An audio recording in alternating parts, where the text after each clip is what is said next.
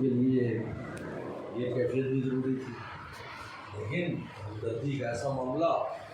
کہ اس لیے جو حاتم طائی کے بیٹے تھے، عدی بن حاتم، حاتم طائی کا بیٹا تھا، تو ان کی پہلے بہن مسلمان ہوئی، وہ طے قبیلے پر جب صحابہ نے حملہ کیا تو وہ گرفتار ہوئی،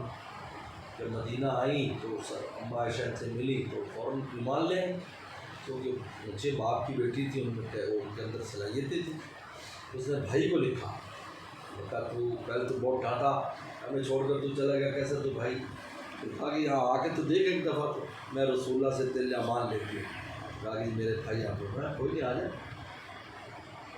جب وہ آئے تو پیغمبر السلام کہیں باہر سے مدینہ تشریف لا رہے تو وہ وہاں ملے، اور وہ ساتھ ساتھ وہ بھی چل رہے ہوں، صحابہ اکرام ہو یا سب میں جوش جذبہ ہوتا تھا، خدمت میں آگے پیچھے تلواریں بھی ہاتھ میں اور نیزہ لیے، وہ بھی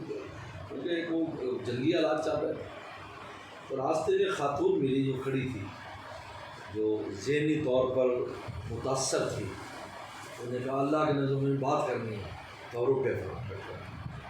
تو بات کرتی رہی، تو وہ جیسے کیفیت پرانی باتیں سنانے لگ گئی، میں یوں تھی، میرے ساتھ یہ ہو گیا، اوپر جو غم صدمے آئے اس وجہ سے، تو امر کھڑے سنتے رہے، کافی دیر سنتے رہے، پھر اماں ان چلی تھی، پھر اماں اگر آئندہ کو اور بھی مسئلہ ہو تو جہاں کہیں گی میں وہیں تجھے مل لوں گا، ان کو تسلی دی، اور وہ بڑی خوش ہو گئے سلم کی بات سن کر۔ تو عدی بن حاتم خود کہتے ہیں کہ فوراً میرے دل میں آیا یہ اللہ کا رسول ہے، یہ بادشاہ نہیں ہے، بادشاہ تو ایسوں کو لفٹ نہیں کراتے، یہ تو اللہ کا رسول ہے جو ایسی ٹوٹی ہوئی خاتون غموں کی ماری، اس کے ساتھ اتنی ہمدردی اور اتنا ٹائم اس کو دے رہے ہیں۔ جو آپ مسجد نبوی میں تشریف فرما ہوئے، انہیں اللہ کے آپ ہاتھ بڑھائیے، میں ایمان لاتا ہوں۔ تو پیغمبر صلی اللہ علیہ وسلم میں جو اللہ نے جلال اور کی کیفیت روک کے رکھی تھی، اور آپ کو جو اللہ نے بشیرم و نذیرہ نذیر کا مطلب کیا ڈرانے والا ہے، کہ اس کے باوجود بھی آپ نے اپنے جمال کو ان کو غالب کیا تاکہ مخلوق، اس لیے آپ دیکھیں اس پر قوم فدا ہے، اپنے بھی فدا تھے، غیر بھی، سبھی فدا تھے، آپ سبھی فدا، سبھی آپ پر فدا، اپنے بھی فدا تھے، غیر بھی فدا، غیر بھی آپ کی ہمدردی میں آتے تھے۔ جیسے غزوہ احد میں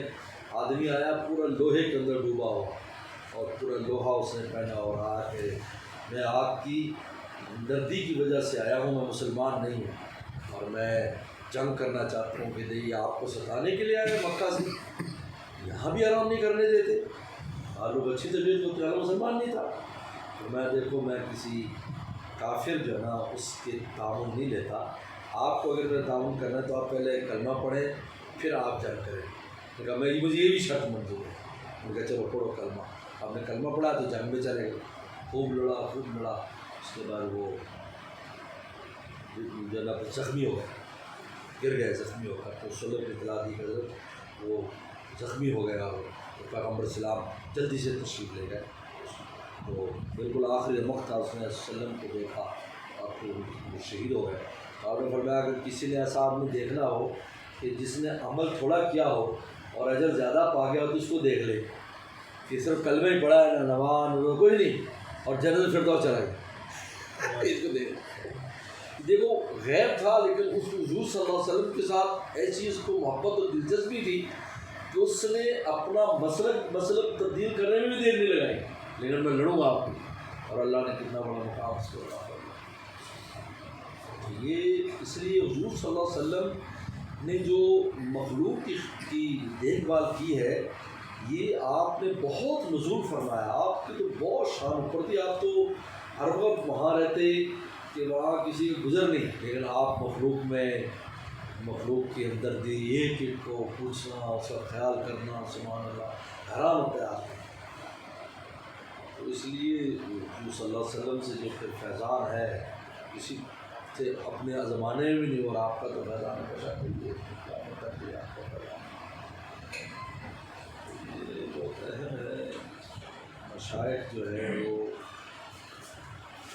ان پر جو ہے قلبہ جمال شفقت ہونی چاہیے، وہ بھی مخلوق کی طرف، تبھی اپنے اوپر کیفیات آتی ہے، ہر آدمی تو ہوتا ہے، لیکن اس کو ضبط کر کے آگے مخلوق فائدہ اٹھائے۔ ورنہ وہ کھل کے کوئی بات بھی نہیں کرے گا.